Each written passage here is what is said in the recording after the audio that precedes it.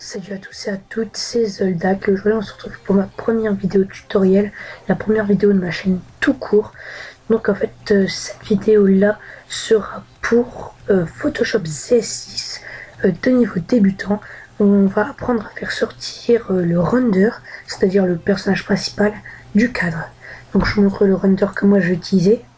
Vous pouvez utiliser n'importe quel render à partir du moment où c'est un vrai render. Donc un render c'est ça. Et en CKD, donc la forme abstraite, on va utiliser ça. Que vous pouvez utiliser qu'importe, vous pouvez utiliser ce que vous voulez, c'est une astuce. Donc on va aller sur Photoshop, faire fichier, nouveau. Le nom, on s'en fiche, paramètres prédéfinis, presse-papier, on laisse. Largeur, on met 650 pixels par 400 pixels, résolution 72, couleur RGB, 8 bits. Contenu de l'arrière-plan, transparent, très important. On clique sur OK. Fichier, on va importer notre render. Voilà. Importer. On va le redimensionner selon les besoins. Là, qu'on l'apporte. On va tout de suite prendre l'outil gomme. OK. On va gommer le logo. Voilà. On va gommer le logo. Voilà. Et on va repasser sur outil sélection. On va créer un nouveau calque. On va passer en dessous pour que le render soit dessus. On va prendre l'outil rectangle. Voilà.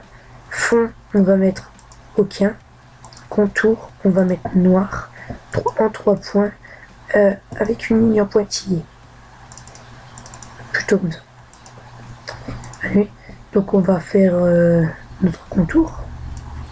Le contour, c'est un repère pour savoir là où on va mettre notre background. Voilà.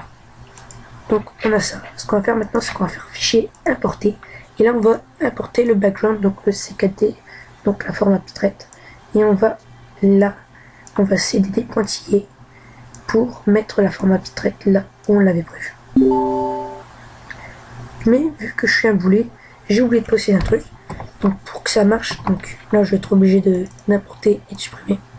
Donc pour que ça marche, il faut bien sélectionner la forme, parce que là j'en ai pas sélectionné, donc ça m'a créé un nouveau calque. Donc, il faut bien sélectionner, fichier, importer. On réimporte la même image, et là seulement maintenant on peut la mettre, on peut superposer, vous verrez que ça se fait quasiment automatiquement. Vous avez juste à glisser, et vous verrez qu'en fait il est directement derrière et pas devant. Pourquoi? Parce qu'en fait on avait déjà... Il se fout de ma gueule. Ah non, ça va, sinon. Et donc vous verrez qu'en fait il est déjà derrière. D'accord, donc petite étape intermédiaire.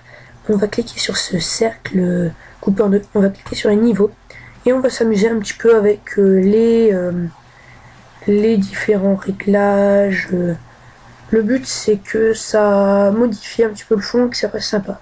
Maintenant on passe à la signature. Donc ce qu'on va faire, c'est qu'on va prendre le petit texte. On va le faire glisser.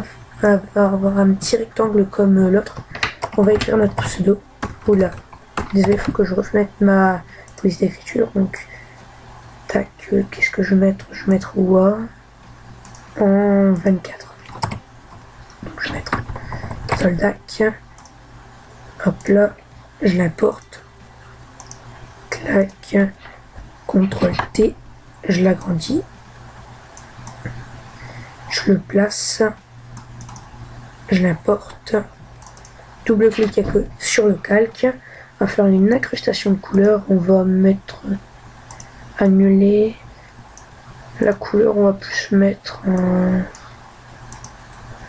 un jaune comme ça, avec la lueur interne où on va mettre un petit orange, voilà comme ça.